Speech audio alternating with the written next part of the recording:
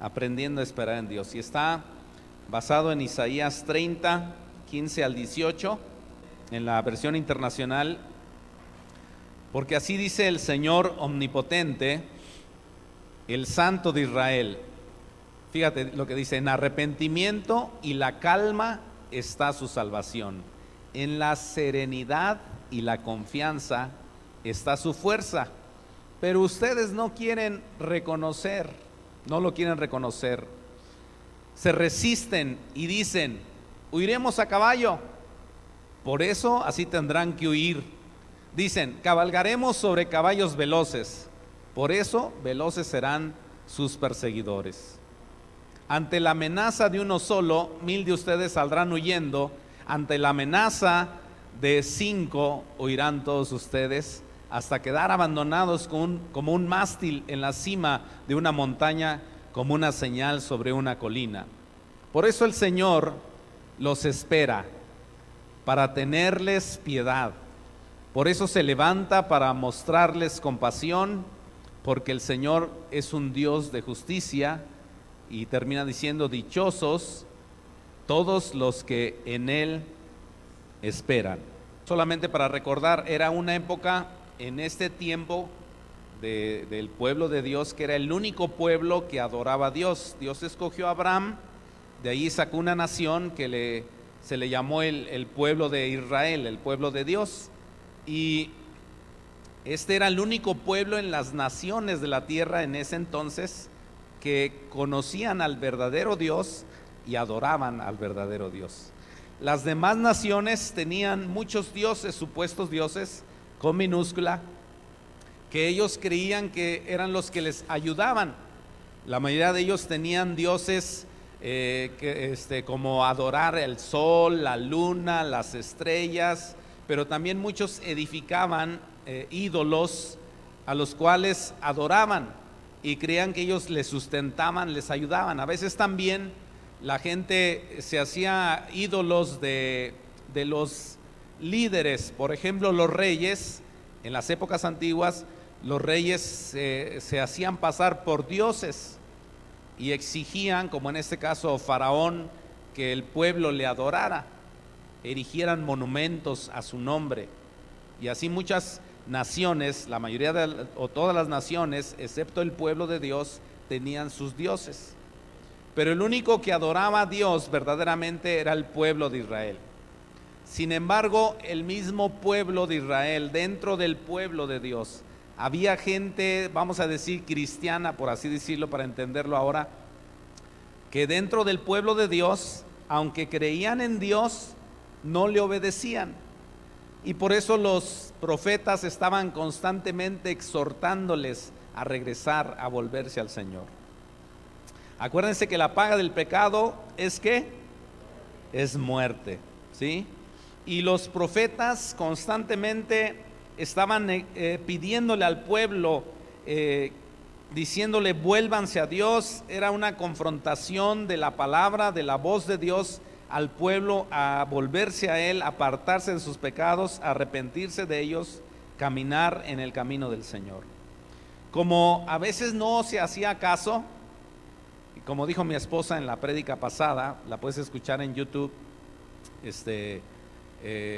a veces vienen muchos problemas, vienen dificultades, vienen aflicciones que no necesariamente son por la voluntad de Dios, sino por la consecuencia del pecado.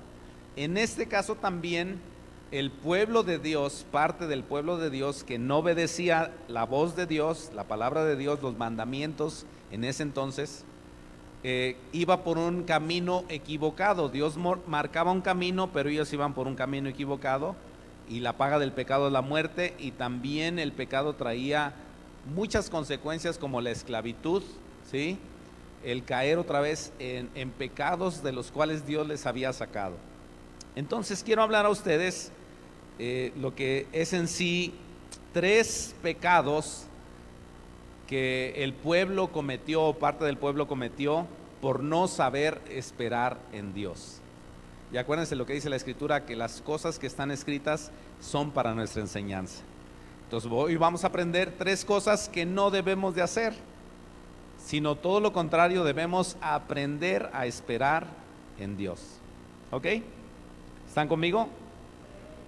Ok, los que están despiertos digan gloria a Dios. Ya despertaron a los que estaban dormidos, ¿verdad? Bueno, vamos a ver Isaías 30:18. Es el último versículo, dice: por eso el Señor los espera. Una de las cosas que tenemos que recordar por encima de todo es que Dios es un Dios de misericordia, y dice: por eso Dios los espera. ¿Para qué? Para tenerles piedad, ¿sí? Por eso se levanta para mostrarles compasión, porque el Señor es un Dios de justicia. Dichosos todos los que en Él esperan. Es decir que vamos a ver cosas que el pueblo hizo, pero al final nos damos cuenta que por encima de todo eso tenemos un Dios misericordioso, un Dios grande, un Dios que no quiere la muerte del pecador, sino que se arrepienta y se entregue a Él, ¿sí? Y deje de pecar. Entonces la pregunta sería: ¿qué pasa si no esperamos o no aprendemos a esperar en Dios? Fíjense que, no sé para ustedes, pero a lo menos para mí, una de las cosas que me cuesta mucho trabajo es saber esperar. Soy muy desesperado. Yo sé que tú eres súper paciente, que tú te quedas quieto ahí en la presencia de Dios y escuchas su voz hasta que te habla y entonces ya actúas.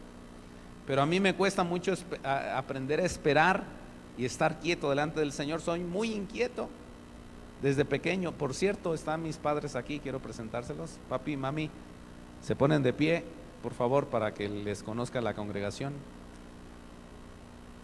Ahí están mis papás. Vinieron acá a dar la vueltita, pero desde chiquillo he sido muy impaciente, muy inquieto, muy travieso. Y yo sé que tú eres súper quieto, ¿verdad? No, no rompes un plato. Pero una de las batallas que enfrentamos en la vida es el aprender, el saber esperar en Dios. Esperar en Dios, ¿sí? Esperar, ¿para qué? Como para obtener una respuesta a una petición que tú le haces. Por decir, ¿no? Un hombre que tiene una mujer inconversa a veces hace este tipo de declaración. Dice: le pedí a Dios que me diera y que salvara a mi esposa, pero como no la salva, me voy a divorciar de ella. Hay gente que lo hace, ¿sí? Le pedí a Dios que me diera trabajo, pero ya llevo 3 meses en la sala y hasta me duele la espalda. Y como no me contesta, pues me voy a ir a robar. Bueno, son exageraciones, ¿no? Estoy esperando a que Dios me ayude para pagar mis deudas, pero como no responde a mi petición, ya me metí a un préstamo y aunque voy a pagar poquito cada mes, lo voy a pagar por toda la eternidad. Algo así, ¿no? O sea, a veces como no sabemos esperar, nos metemos en problemas y tenemos que ver si es la voluntad de Dios lo que vamos a hacer. Los jóvenes: no, me quiero casar, pero como Dios no me da una chica guapa en la iglesia, pues salí a buscar una inconversa para convertirla. Sí, a veces sucede. Y esa no es la voluntad de Dios. Hay que aprender ¿a qué? A esperar.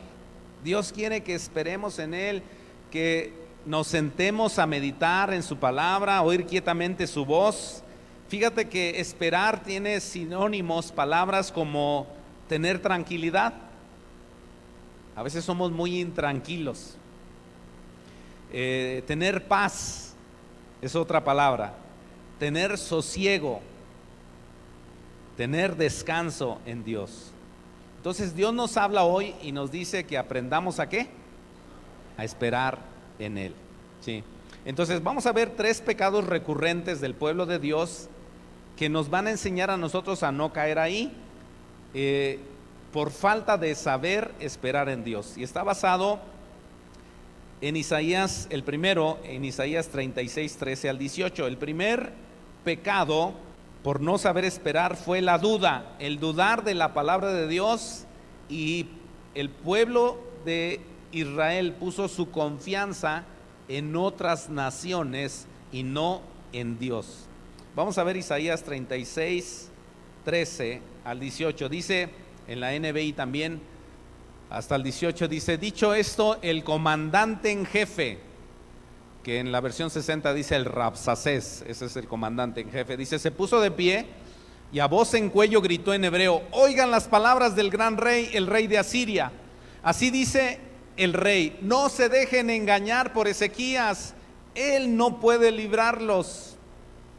No dejen que Ezequías los persuada a confiar en el Señor, diciendo: sin duda el Señor nos librará. Esta ciudad no caerá en manos del rey de Asiria. No le hagan caso a Ezequías. Así dice el rey de Asiria: hagan las paces conmigo y ríndanse. De este modo cada uno podrá comer de su vid y de su higuera y beber agua de su propio pozo, hasta que yo venga y los lleve a un país como el de ustedes, país de grano y de mosto, de pan y de viñedos. No se dejen seducir por Ezequías cuando dice: el Señor nos librará. ¿Acaso alguno de los dioses de las naciones pudo librar a su país de las manos del rey de Asiria? Fíjate bien, el primer pecado en el que cayó el pueblo fue en dudar y hacerle caso en vez de la voz de Dios, porque parecía que lo que está diciendo el Rabsacés, o el comandante en jefe del rey, creo era Sennacherib, el rey de Asiria, está copiando las palabras de Dios cuando dice: yo te voy a llevar a una tierra que fluye leche y miel, donde vas a comer y beber y disfrutar y descansar. Y en este caso el rey de Asiria manda a este comandante en jefe y le dice: ve a conquistar esta nación, y antes de eso ve a decirles que se rindan, por la buena, vamos a llevarle en paz. ¿Y sabes qué quiere el enemigo? A veces engañarnos diciéndonos: mira, no te metas conmigo, yo no me meto contigo. Vamos a hacer las paces, yo también te voy a dar un lugar donde vivir, donde habitar, vas a tener alimento, vas a tener muchas cosas, vamos a llevarla tranquila, no nos peleamos, vamos a hacer las paces. Pero escúchame bien, el pueblo de Dios, nosotros los cristianos, no podemos hacer un pacto con el enemigo. En primera, porque a Dios no le agrada, pero en segunda, porque es un mentiroso. Porque lo que iba a hacer Asiria, y de hecho lo hizo por falta de que el pueblo obedeciera, es que se llevó cautivo al pueblo. Y cuando hablamos de cautividad, hablamos de esclavitud, hablamos de vergüenza, hablamos de varias cosas que suceden cuando queremos hacer pacto con el enemigo. No se puede hacer pacto con el enemigo. Dile a tu vecino: no puedes hacer pacto con las cosas que no agradan a Dios. Nada que la salvo y ya luego me la gano y luego ya que se convierta. Nada de eso. No es la voluntad de Dios. Yo sé que algunas personas han dicho este testimonio, dicen: no, pues es que yo así le hice, sí, pero te aventaste una moneda al aire y pues afortunadamente te cayó eso, pero no siempre es así. El desobedecer los mandamientos de Dios no trae bien, trae consecuencias desagradables. Entonces la duda, primer pecado que cometió el pueblo: no confió en Dios, sino confió en el enemigo, y el enemigo quería hacer un pacto con ellos. La vamos a llevar bien. A veces el espíritu del mundo te dice: mira, tú tranquilo, no seas de esos cristianos que hacen todo lo que les dice la Biblia. No, mira, tú así tranquilo, vamos a llevarla en paz. Sabes, tenemos que ser cristianos radicales, quizás no legalistas ni tradicionales, pero radicales. Vamos a decir: yo voy a obedecer a Dios, no voy a hacer pacto con el enemigo. No vale la pena, porque la duda te trae el tomar decisiones fuera de la voluntad de Dios. Hay que saber esperar. En este caso yo no tengo el tiempo ya para que tú para que podamos leer todo lo que sucedió, pero después de que el Rabsacés, o el comandante en jefe, le dice al pueblo: no le hagan caso a Ezequías, él no les va a librar. Miren, les voy a poner mi récord. El jefe, el comandante en jefe, le dice al pueblo: les voy a dar mi récord. Vean allí en el Facebook, vean ahí en las noticias, todos los pueblos que yo he conquistado, no hay ninguno de ellos que su Dios le ha podido salvar. ¿Ustedes creen que con ustedes va a ser diferente? Les vamos a conquistar. Más vale que entremos en un pacto, no van a morir. Vamos a hacer un pacto, vamos a hacer convenio, se van a venir con nosotros y les vamos a dejar vivir. Con el enemigo no se puede hacer trato, porque la duda trae incredulidad y la incredulidad no le agrada a Dios. La Biblia dice, el que se acerca a Dios, Hebreos 11:6, el que se acerca a Dios tiene que creer que Él existe y que Él te puede dar recompensas, que Él te puede galardonar, ¿sí? Amén. Entonces, primer pecado, la duda. ¿Y qué vamos a hacer nosotros? No vamos a aceptar ese trato con el enemigo. Vamos a obedecer la palabra de Dios y vamos a saber esperar. ¿Verdad que sí, jóvenes? ¿Verdad que sí, hombres? ¿Mujeres que están aquí? Amén. Muy bien. El asunto de Asiria es que cuando entendemos el contexto del pueblo, con el asunto de esta nación asiria, era una potencia, vamos a decir, mundial o parecida a Egipto, que es lo que más a veces entendemos o conocemos acerca de Faraón y del pueblo de Egipto. Una nación poderosa. Surgieron esos asirios también como una nación, conquistaron reino tras reino, todo, eran unos guerreros muy feroces, pero también muy crueles. Ellos hacían destrozo y daño donde quiera que iban, esclavizaban a la gente, o sea, era una nación cruel. Y fíjate que aún fue usada por Dios para castigar al pueblo de Dios, al pueblo de Israel. Asiria quiere hacer pacto con nosotros, pero no lo vamos a permitir porque nuestra confianza está ¿en quién? En Dios. Y vamos a aprender a confiar en Él por encima de todo. El segundo pecado es el regresar a Egipto, recurrir a Israel, que para nosotros sería volver a la vida antigua, regresar al mundo. Y eso es algo que Dios prohibió. Dios le dijo al pueblo de Israel que lo sacó de Egipto: no vas a regresar allá, ni vas a confiar en ellos, ni en sus carros, ni en su caballería. Mira lo que dice Deuteronomio 17, 15 al 16. Ciertamente pondrás por rey sobre ti al que Jehová tu Dios escogiere, de entre tus hermanos pondrás rey sobre ti. No podrás poner sobre ti a hombre extranjero que no sea tu hermano, pero él no aumentará para sí caballos, ni hará volver al pueblo ¿a dónde? A Egipto, con el fin de aumentar caballos, porque Jehová os ha dicho: no volváis nunca por este camino. ¿No volváis qué? Nunca. Ahora Isaías 30, 1 al 3. Isaías 30, 1 al 3 dice: ay de los hijos que se apartan, dice Jehová, para tomar consejo y no de mí, para cobijarse con cubierta y no de mi espíritu, añadiendo pecado a pecado, que se apartan para descender ¿a dónde? A Egipto, y no han preguntado de mi boca, para fortalecerse con la fuerza de Faraón y poner su esperanza en la sombra de Egipto. Quiero que te pongas a pensar, el pueblo de Dios, la Biblia no habla acerca de que ellos tenían carros a caballo. Ellos solamente usaban pues sus espadas, sus lanzas, no sé, cosas personales, pero quizá caballos, pero no tenían carros de caballo. Ahora, cuando el guerrero judío veía al guerrero egipcio, era algo que le llamaba la atención, porque en primera usaban carros tirados por caballos y eran impresionantes esos carros con herrajes y puntas y lanzas. Y bueno, para el soldado judío ver a un egipcio, a un guerrero egipcio, decía: yo quiero ser como él. O sea, era poner su confianza en lo material, en las cosas, en algo que no es Dios. le llamaba la atención. Entonces, por eso Dios les dio el mandamiento: si ustedes salen de Egipto, que significa salir de la esclavitud, no van a regresar allá. ¿Y sabes cuál es el engaño del enemigo en el que cayó parte del pueblo de Dios?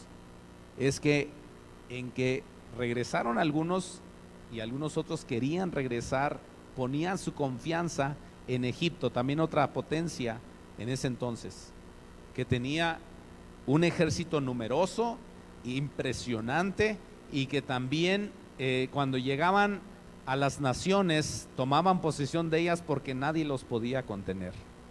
De hecho, tú puedes leer en la historia de la Biblia cómo se habla constantemente acerca de no confiar en los carros de Faraón, no poner la confianza en ellos, sino poner la confianza en Dios.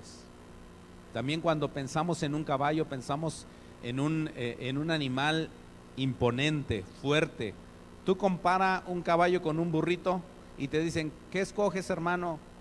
¿Escoges un Bolcho o un Mercedes-Benz? No vas a decir un Bolcho, ¿verdad? Sí, hermano, un Bolchito. No vuelvas atrás.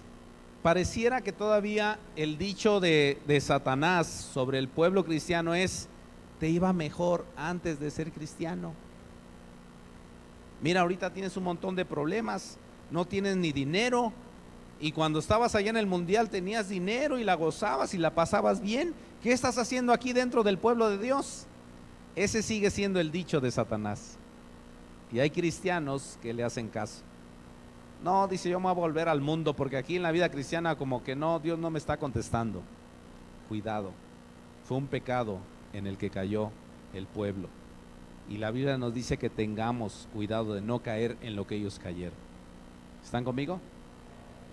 Entonces el pueblo había experimentado la esclavitud de Egipto, pero ya las nuevas generaciones no querían escuchar a sus padres, a sus abuelos, porque las nuevas generaciones no habían nacido en la esclavitud, pero los abuelos le estaban diciendo: no vuelvas tus ojos a Egipto, nos fue mal, nos trataron como esclavos, no teníamos que comer, pedimos liberación y Dios nos sacó, no vayas al mundo.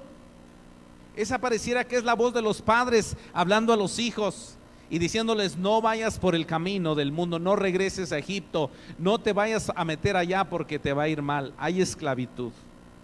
Ay, no, pero es que mira sus carros, son hermosos. No, es un engaño, ten cuidado. Jóvenes que están aquí, que sus padres son cristianos, no le hagan caso al enemigo de decir: vete al mundo un ratito, vete al mundial un ratito, mira, se siente padre la vida allá. Te vas a llegar noche, vas a festejar. Mira, aquí te prohíben esto, te prohíben aquello. ¿Sabes que Dios no te prohíbe nada? Él te enseña y te dice: eso no es agradable, eso no te va a hacer un bien. ¿Están conmigo, jóvenes? Y el tercer pecado, que para el pueblo de Dios fue la idolatría, nosotros lo podríamos aplicar en confiar en lo material. No debemos de confiar en lo material. Lo material es perecedero. Jesús habló y dijo que las posesiones nuestras se las puede llevar un ratero, pero las posesiones celestiales nadie se las puede robar, son eternas. Mira lo que dice Isaías 31:6. Dice: israelitas, es el profeta, parece que se para ahí en el pórtico de la plaza y dice: israelitas, ¿qué dice? Vuélvanse a aquel contra quien ustedes se han rebelado tan abiertamente. Versículo 7: porque en aquel día cada uno de ustedes rechazará a los ídolos de plata y oro que sus propias manos pecadoras fabricaron. Qué palabra profética poderosa de Isaías. Les está diciendo: están en un camino equivocado, pero vuélvanse, porque Dios tiene el poder de ayudarles a salir de su idolatría, para que dejen de pecar inclinándose a dioses ajenos. Vuélvanse al Señor. En aquel día cada uno de ustedes rechazará a los ídolos. En ese caso eran de plata, de oro, de piedra. Algunos adoraban al sol, a la luna, a las estrellas. a otros supuestos dioses. Y dice, Dios les va a dar la capacidad de liberarse de esos ídolos. ¿Cuántos dicen amén? Yo le daría un aplauso a Dios porque Dios te tiene aquí porque te ha librado de la idolatría.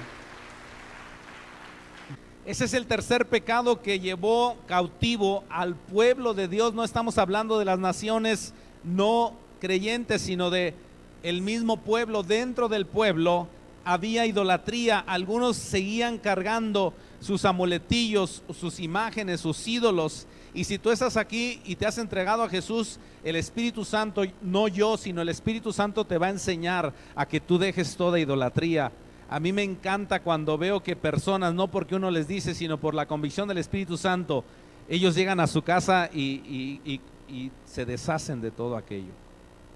Porque saben que el único en el que podemos adorar y confiar es en Dios. Para nosotros a lo mejor ya no es una imagen. Vamos a ver Deuteronomio 4:15 al 19. Dice, el día que el Señor, en la NBI, les habló en Horeb, en medio del fuego, ustedes no vieron ninguna figura. Por lo tanto, tengan mucho cuidado de no corromperse haciendo ídolos o figuras que tengan alguna forma o imagen de hombre o de mujer, o imágenes de animales terrestres o de aves que vuelan por el aire, o imágenes de animales que se arrastran por la tierra, o peces que viven en las aguas debajo de la tierra. De lo contrario, cuando levanten los ojos y vean todo el ejército del cielo, es decir, el sol, la luna y las estrellas, pueden sentirse tentados a postrarse ante ellos y adorarlos. Esos astros los ha designado el Señor, el Dios de ustedes, como dioses de todas las naciones que están debajo del cielo. Es decir, el ser humano, y más en esa época no había tecnología. ¿Qué hacía un muchacho ya al atardecer, al anochecer? Pues se acostaba a lo mejor a ver las estrellas.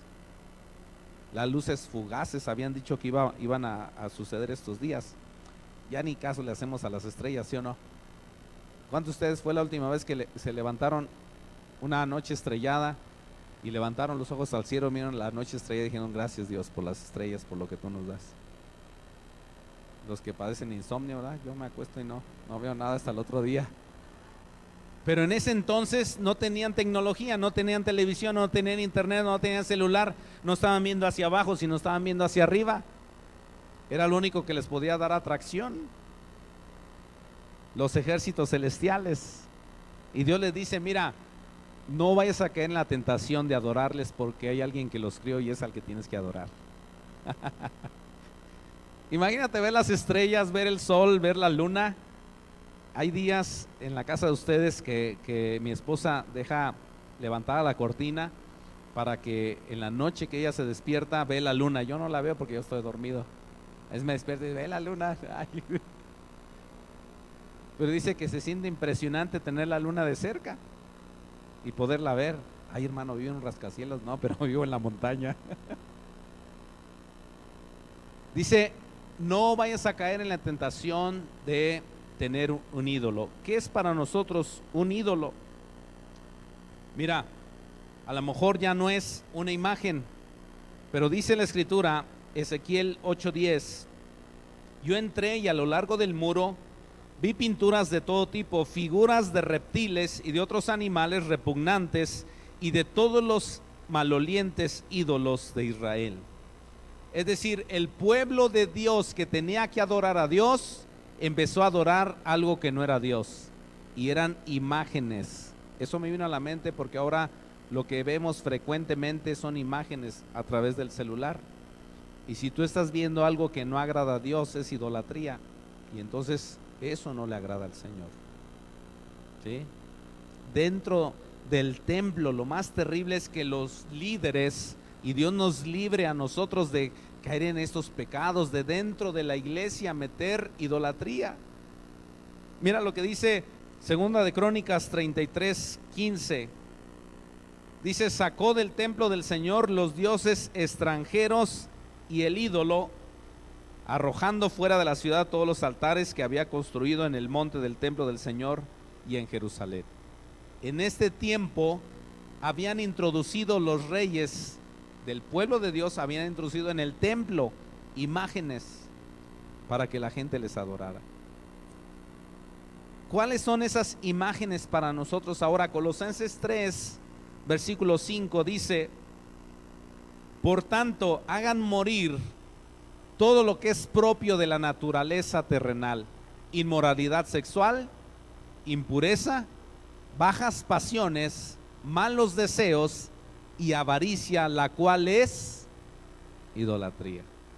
Es decir, cuando nos enfocamos en nuestro cuerpo fuera del orden bíblico, con inmoralidad, estamos idolatrándonos. Cuando estamos haciendo un pecado, practicando un pecado, estamos idolatrando eso. Hay personas que tienen primero a su jefe de trabajo antes que a Dios, porque dicen: no sé, es el que me da para comer. Pero ¿cuántos saben que por encima de ese jefe está Dios, que le controla a él? Y que si te despide el jefe, ojalá que no sea por una causa mala, ¿verdad? Pero si te dice: vámonos. Yo he sabido de cristianos que dicen: hermano, yo he determinado en mi corazón, y esto no es ley, no les quiero poner ley, pero hay gente que dice: yo el domingo es el día del Señor, yo el domingo voy a la iglesia y descanso. Hay otras personas que dicen, los que tenemos en la tarde, dicen: hermano, el fin de semana es lo que puede venir a la casa para yo poder en la tarde ir a la iglesia, entonces no hay problema. Pero hay gente que se ha determinado, dice: yo el domingo es el día del Señor, y el domingo no voy a ir a otro lado más que estar en la casa de Dios. Y si mi patrón me dice: el domingo vas a trabajar, yo voy a decir: no voy a trabajar. Pues te voy a despedir. Pues despídame, pero yo no voy a venir ese día. Son decisiones que toma la persona. Yo no digo que sea una ley, ni tampoco te quiero imponer una ley así, pero el asunto de la idolatría es cuando pones algo antes que a Dios. Y a veces la esposa, el esposo es lo que suple a Dios. Los hijos: ay, es que amo a mi hijo. Está bien, ámalo. Ay, pero es que, ay, mi hijo es lo máximo, si Dios me lo quitara, me moriría. Es idolatría. Porque puedes hacer lo que dijo Job: Jehová dio, Jehová quitó, su nombre sea bendecido. O sea, mi Dios sigue siendo Dios, aunque me quite a mi esposa, aunque me quite a mis hijos, aunque me quite a mi padre y a mi madre. Al final va a llegar el tiempo para ellos y para mí, y vamos a ir a la presencia de Dios porque son cristianos. ¿Sí o no? Pero hay gente que interpone a Dios: y Dios, si me quitas a mi marido, si me quitas a mi esposa, si me quitas a mi hijo, entonces ya no te sigo. Eso se llama idolatría. Y aquí acabamos de leer: hagan morir todo lo que es propio de la naturaleza terrenal. Quiero terminar con un salmo, y voy a pedirles que se pongan de pie. No debemos desesperar, porque desesperanza es posponer la bendición, es abandonar el camino de Dios. No debemos hacer las cosas a nuestra manera, sino a la manera de Dios. Hay cosas que tienen su tiempo. La Biblia dice: todo tiene su tiempo. Y hay veces que el tiempo es esperar. ¿Hasta cuándo? Yo no sé. Me vino a la mente, por ejemplo, Noé. Conocemos la historia, pero Noé, dice la escritura, que muchas décadas estuvo construyendo un arca que Dios le pidió, pero en todas esas décadas nunca vino la lluvia, hasta que se cumplió el tiempo por Dios. Y él pudo quedar bien ante Dios, aunque quedó mal con la gente, y a lo mejor personas morían y decían: tú estás loco, Noé, lo que tú hiciste no sirve, no funciona, eso no es de Dios. Pero él dijo: yo oí la voz de Dios, y al final esa arca nos salvó a nosotros porque estamos aquí. ¿Cuánto tiempo tienes que esperar? Yo no sé, pero vale la pena esperar en Dios, en su voluntad. Dice el Salmo 62, 1 y 2, primeramente dice: solo en Dios haya descanso mi alma, de Él viene mi salvación. Solo Él es mi roca y mi salvación, Él es mi protector, jamás habré de caer. Versículo 5 al 8 dice: solo en Dios haya descanso mi alma, de Él viene mi esperanza. Solo Él es mi roca y mi salvación. Él es mi protector y no habré de caer. Dios es mi salvación y mi gloria. Es la roca que me fortalece. Mi refugio está en Dios. Confía siempre en Él, pueblo mío. Ábrele tu corazón cuando estés ante Él. Dios es nuestro refugio. Y el versículo 10, no confíen en la extorsión ni se hagan ilusiones con sus rapiñas, y aunque se multipliquen sus riquezas, no pongan el corazón en ellas. Yo quiero animarte a que valores estos 3 pecados recurrentes en los que cayó el pueblo de Dios. El pueblo de Dios somos nosotros y debemos librarnos de caer en esas tentaciones, en la duda, en la confianza, en lo material y en la idolatría. Y vamos a decirle: Dios, yo en ti confiaré. No hay de otra, para mí no hay de otra. No voy a ir a ningún otro lado, no voy a pedir otro consejo más que el consejo bíblico, porque mi esperanza eres tú. ¿Quieres cerrar tus ojos un momento? Probablemente estás aquí y no has rendido tu vida a Jesús. Yo quiero animarte a que hoy le digas: Jesús, yo quiero poner mi confianza en ti. Quiero dejar la idolatría, quiero dejar la confianza en lo material. Quiero dejar de confiar en otras personas. Quiero poner mi confianza absolutamente en ti. Si tú eres esa persona, haz esta oración y dile: Señor Jesús, hoy te reconozco como mi Señor y Salvador. Te pido perdón por mis pecados. Ven y sálvame. Dame salvación y vida eterna. Dame libertad para caminar delante de ti. Voy a confiar solo en ti, Jesús. Voy a confiar solo en ti. Y si tú ya eres cristiano y hay algo en lo que de repente quieres caer, sea duda, sea confianza en lo material o en alguna otra cosa que es idolatría, yo te quiero animar a que te rindas a Él. Yo puedo pasarme el tiempo compartiéndote testimonio de personas que en una manera sobrenatural Dios les ayudó a hacer cosas para salir en libertad. Supieron esperar el tiempo de Dios. Pero también es triste para mí, me duele en mi corazón de personas que no supieron esperar el Señor y cómo les fue. Es terrible cuando no sabes esperar en Dios. A veces Dios perdona siempre, pero las consecuencias aquí en la tierra a veces quedan y causan un dolor constante. Yo quiero que tú seas libre de todo eso. Cierra tus ojos un momento, yo quiero orar. Aún si tú estás aquí y quieres recibir oración, estaremos aquí al frente mientras los muchachos cantan. Pero vamos a decirle: Señor, yo no regresaré a Egipto. Yo no confiaré en Asiria. Yo no tendré ídolos. Yo voy a buscarte solo a ti y confiar solo en ti. Vamos a orar. Padre, yo bendigo a tu pueblo en esta hora, Señor. Declaro que tu palabra es como una semilla que queda en sus corazones y en sus mentes para valorarla, para orarla, Señor, para declararla, para que se vuelva una realidad. Y Señor, no volveremos atrás, que ninguno de nosotros perezca, que ninguno de nosotros, Señor, vuelva al camino atrás, sino que persista y luche con la presencia de tu Espíritu Santo hasta ver resultados, porque Señor, declaramos que te seguiremos, te serviremos, no abandonaremos el camino que tú nos has marcado. El Espíritu Santo está contigo para sacarte adelante. No tengas temor, no tengas duda, Él te va a ayudar. Si tú estás orando por tu familia, ten fe de que Dios la va a salvar.